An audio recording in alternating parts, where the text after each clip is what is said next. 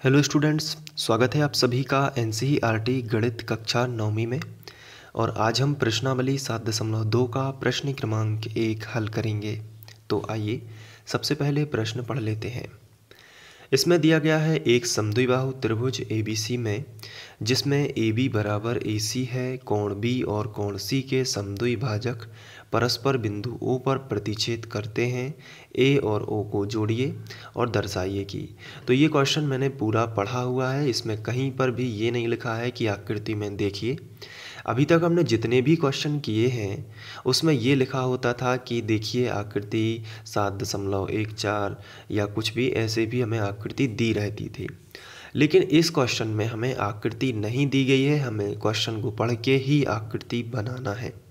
तो ये एक यहाँ पे नई चीज़ आई है, यानी कि आकृति आपको दी नहीं जाएगी, बस आपको क्वेश्चन को पढ़ना है और आकृति बनाना है और उसके बाद ही आपको ये दो चीज़ें जो है सिद्ध करना है। तो अब हम कैसे करेंगे? तो इसको सिंपल तरीके से समझने के लिए आपको बड़े ध्यान से यहाँ पे देखना है और क्वेश्चन हमारे सामने है और हम आकृति बनाएंगे। सबसे पहले इसमें दिखा है कि एक समद्विबाहु त्रिभुज है। अब समद्विबाहु त्रिभुज तो आप सभी जानते हैं। समद्विबाहु त्रिभुज क्या कहलाता है? जिसकी दो भुजाएं, द्वि का मतलब क्या होता है? दो, सम का मतलब होता है समान, और बाहु का मतलब क्या होता है? भुजाएं। तो ऐसा त्रिभुज जिसकी दो भुजाएं समान हो और तीसरी भुजा असमान हो। हम सभी जानते हैं कि त्रिभुज में तीन भुजाएं होती हैं, तो तीन भुजाओं में से कोई दो भुजाएं समान होनी चाहिए। तो हमने कुछ इस तरीके से चित्र बनाया, आप यहाँ पे देख सकते हैं। इसमें हमने क्या किया, त्रिभुज बनाया सबसे पहले, लेकिन त्रिभुज बनाते समय हमने दो भुजाओं को समान रखा, एक ये वाली भुजा और एक ये वाली भुजा। ये दोनों भुजाएं आपस में समान हैं और ये जो तीसरी भुजा है ये असमान है। त्रिभुज में तीन भुजाएं होती हैं, एक भुजा, दूसरी भुजा और तीसरी भुजा। लेकिन हमने क्या किया, दो भुजाओं को समान बनाया। आप कोई भी दो भुजाओं को समान बना सकते हैं, लेकिन तीसरी भुजा जो है वो असमान होनी चाहिए।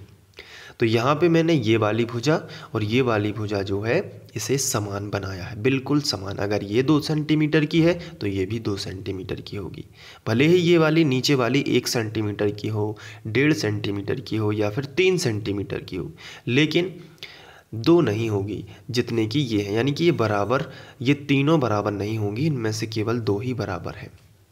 लेकिन हमें जो त्रिभुज है वो ABC नाम देना है, लेकिन ज़रा ध्यान से, क्योंकि इसमें जो हमने बराबर भुजाएं मानी हैं त्रिभुज ABC में, इन्होंने ये बोला है कि जिसमें AB और AC बराबर हैं। AB और AC कैसी हैं? बराबर हैं। तो हमें कुछ इस तरीके से नाम देना है जिसमें AB और AC बराबर हो। तो हमें ऐसे देखेंगे, AB और AC, तो ये हो गया ना, AB AC के बराबर हो गया। अब आपको समझ में आ गया होगा, और त्रिभुज का नाम हो गया ABC। तो इस तरीके से आपको नाम देना है। इसके बाद हमें यहाँ पे पता है कि अगर ये देखो, बराबर भुजाएं जो होती हैं उनके सामने के कोण बराबर होते हैं। जैसे ये एक भुजा है तो इसके सामने कोण कहाँ बनेगा? यहाँ पे। ये जो भुजा है ना, ये वाली AC, इसके सामने कोण कहाँ पे बनेगा? तो यहाँ पे। अब चूंकि भुजाएं आपस में बराबर हैं तो उनके सामने के जो कोण हैं ये भी आपस में कैसे होंगे? बराबर होंगे, बिल्कुल बराबर होंगे। इसी आधार पर हम इसे सिद्ध कर पाएंगे। ठीक है, तो बराबर भुजाओं के सामने के कोण बराबर होते हैं, ये आपको ध्यान रखना है। तो अगर ये दोनों भुजाएं बराबर हैं तो इनके सामने के कोण, यानी कि ये वाला और इसके सामने का कोण ये वाला, ये दोनों आपस में बराबर हैं। अगर ये 40 अंश है तो ये भी 40 अंश है, अगर ये 50 है ये भी 50 है, अगर ये x है तो ये भी x है, अगर ये 2x है तो ये भी 2x है। ये आपको समझना पड़ेगा बहुत अच्छे से। ठीक है, तो इतना हमें समझ में आता है। अब क्वेश्चन को आगे बढ़ते हैं। इसमें लिखा है कि कोण B और कोण C के समद्विभाजक परस्पर बिंदु O पर प्रतिच्छेद करते हैं। किस किस के समद्विभाजक? कोण B और C के। तो कोण B का समद्विभाजक क्या कहलाता है? ये है कोण B। अब ये जो कोण बी है इसका समद्विभाजक का मतलब होता है यहाँ से एक ऐसी रेखा निकलेगी जो कोण को बराबर दो हिस्सों में बांट देगी। कहने का मतलब है कि मान लीजिए कि यहाँ से यहाँ तक ये 40 अंश का कोण बना हुआ है, ये वाला। ये कितने अंश का बना हुआ है? 40 अंश का। मान लीजिए कि ये 40 अंश का यहाँ पे बना हुआ है, तो जैसे ही यहाँ से समद्विभाजक निकलेगा, मान लीजिए मैं यहाँ पे समद्विभाजक निकाल देता हूँ। ये देखिए यहाँ पे समद्विभाजक मैं निकाल देता हूँ इस तरीके से। तो समद्विभाजक का मतलब ये होता है कि इसने कोण के बराबर दो हिस्से कर दिए। यानी कि अगर ये 40 का था तो यहाँ से यहाँ तक का हिस्सा 20 अंश हो गया, यहाँ से यहाँ तक का 20 में ये बट गया। तो कोण बी का भी समद्विभाजक निकला है और कोण सी का भी समद्विभाजक हमें निकालना है। तो और जो दोनों परस्पर बिंदु ओ पर मिलते हैं, तो यहाँ से भी हमने एक समद्विभाजक निकाला। ये देखिए ऐसे यहाँ से मैंने निकाल दिया, ये देखो, और ये बिंदु ओ पर मिल रहे हैं, तो यहाँ पे हमने बिंदु ओ नाम दे दिया। ये देखिए इस बिंदु को हमने यहाँ पे दर्शा दिया है बिंदु ओ। अब ये भी कोण बी का समद्विभाजक है और ये जो बी ओ है ये कोण बी का समद्विभाजक है और सी ओ जो है ये कोण सी का समद्विभाजक है, यानी कि बराबर दो हिस्सों में बांटेगा। इसके बाद लिखा है कि परस्पर बिंदु ओ पर प्रतिच्छेद होते हैं, तो ये तो हमने कर ही दिया है। अब आगे पढ़ते हैं क्वेश्चन को। तो इसमें लिखा है ए और ओ को जोड़िए। तो ए और ओ को हमें अब जोड़ देना है। जैसे ही हम जोड़ेंगे तो हमें आकृति मिल जाएगी। तो ये आकृति हमने क्वेश्चन को पढ़ के ही बनाई हुई है, ये इस तरीके से। तो ये आकृति हमें मिल जाती है। अब हमें ये दर्शाना है कि ओ बी ओ सी के बराबर है कि नहीं। यानी कि ये देखिए, ये ओ से लेके बी तक और ये ओ से लेके सी तक, ये दोनों हमें बराबर दिखाना है। तो इसके लिए क्या करना होगा?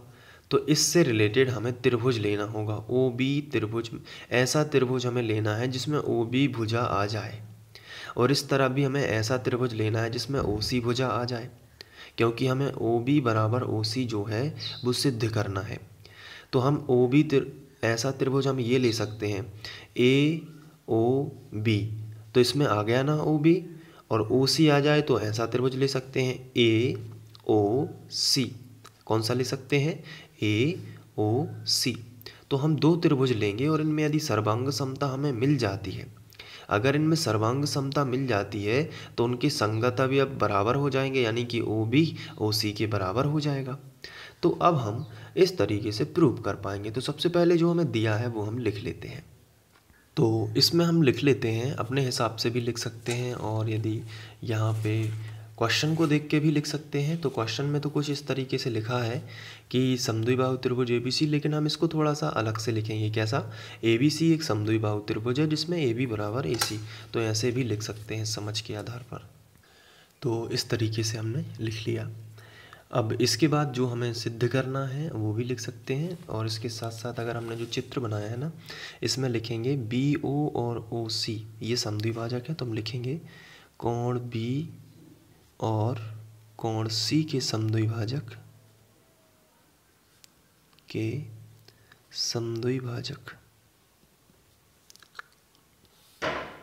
समद्विभाजक और कौन कौन से हैं क्या आप बता सकते हैं? कोण बी का है बी ओ और कोण सी का है सी ओ।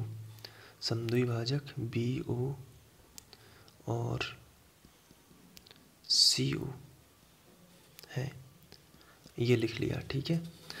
अब इसके बाद हमें जो सिद्ध करना है उसको लिख लेते हैं। तो ये तो पूरा का पूरा हम क्वेश्चन को देख के ही लिख लेंगे। ये दोनों मैं चीज़ें लिख लेता हूँ।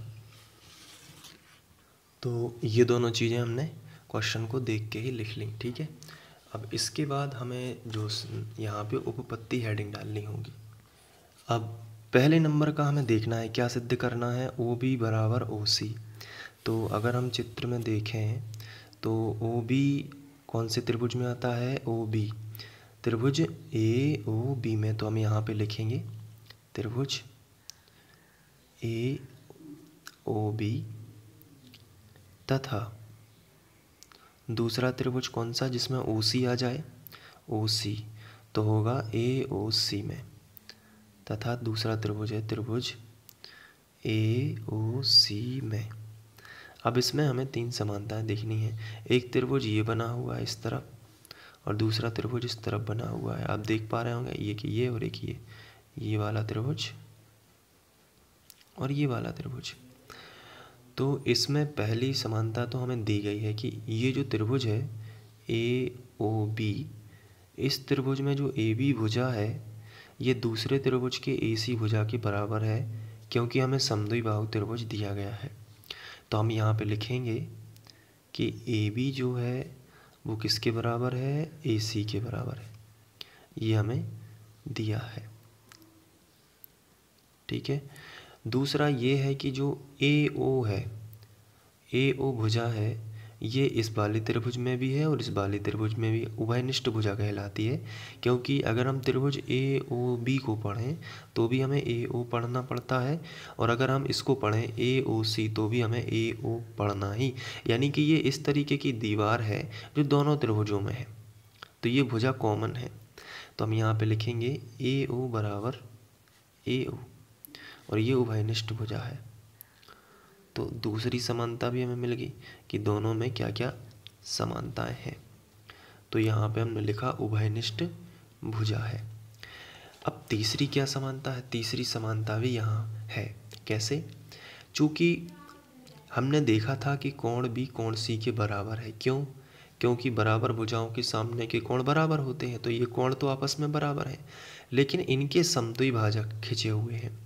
तो इनके समद्विभाजक खिंचे हैं, इसका मतलब है कि सबसे पहले तो अगर कोण बी मान लीजिए 2x है पूरा का पूरा, या x है, कुछ भी मान सकते हैं। सरलता के लिए मैं 2x मान लेता हूँ।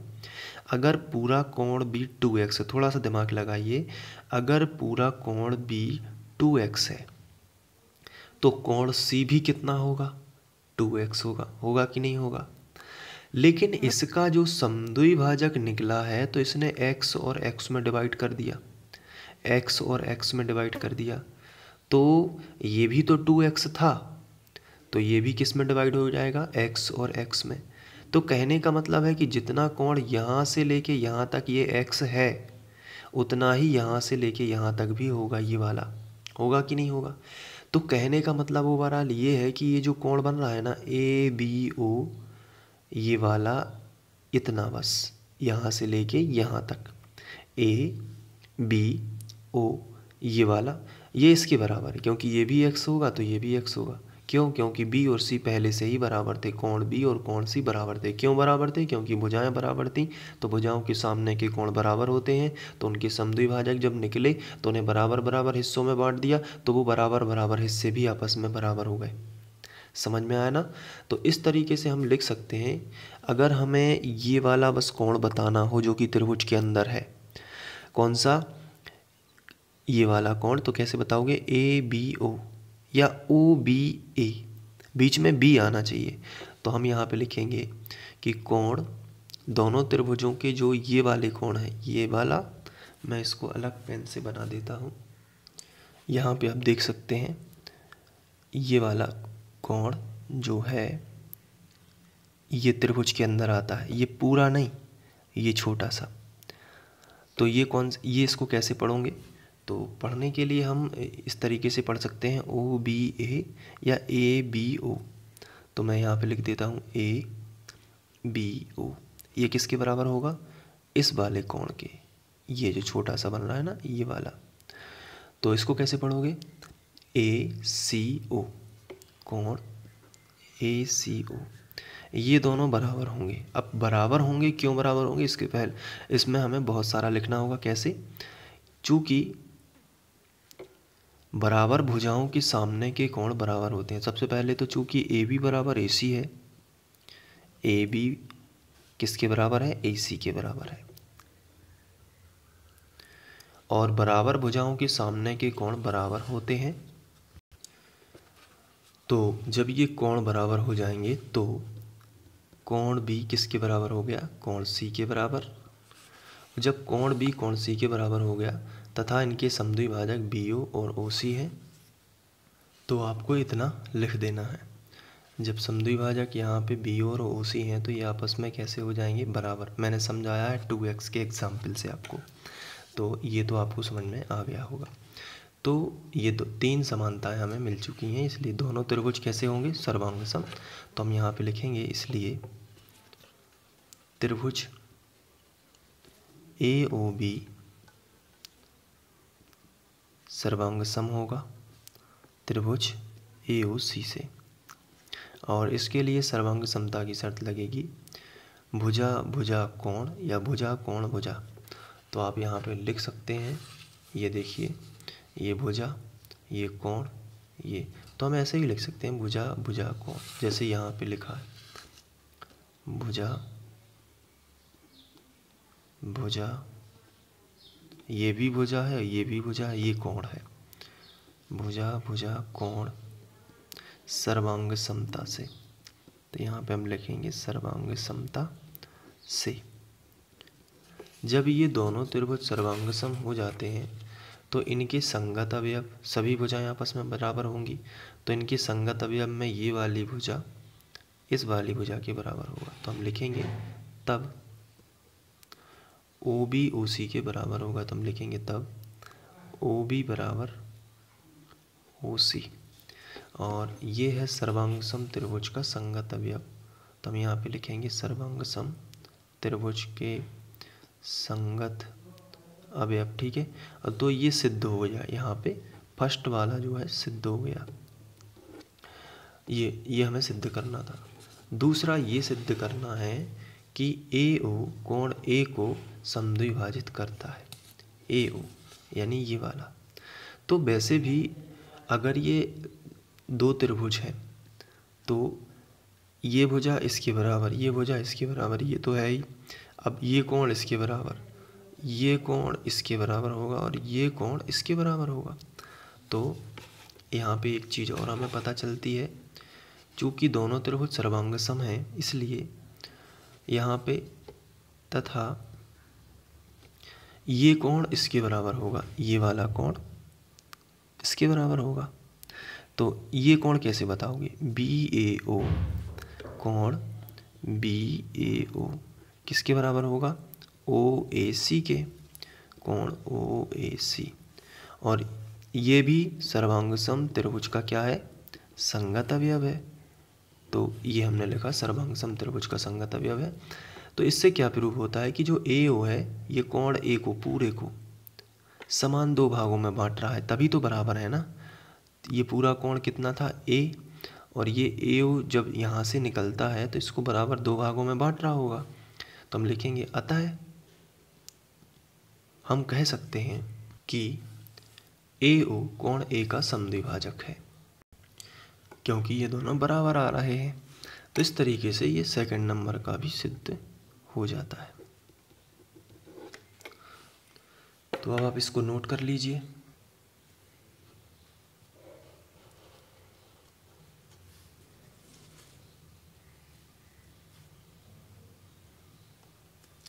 इसके साथ इसमें जो चित्र बनना है वो ये है, आप एक बार इसे स्क्रीनशॉट ले लीजिए। इसके बाद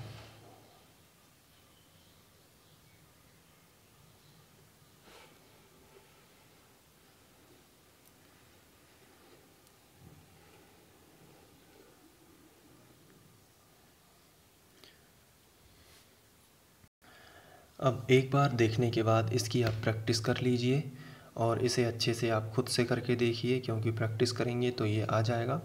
और ऐसे ही और वीडियोस देखने के लिए आप चैनल पर जाकर, प्लेलिस्ट पर जाकर वहाँ से देख सकते हैं अपनी कक्षा सेलेक्ट करके, क्लास 9th मैथ्स। और आप चाहें तो वीडियो को लाइक कर सकते हैं, और अगर आप प्लेलिस्ट पर जाना चाहें तो यहाँ पे आपको प्लेलिस्ट डिस्प्ले हो रही होगी, तो आप यहाँ से भी जा सकते हैं और चैनल पर भी जा सकते हैं। Thank you.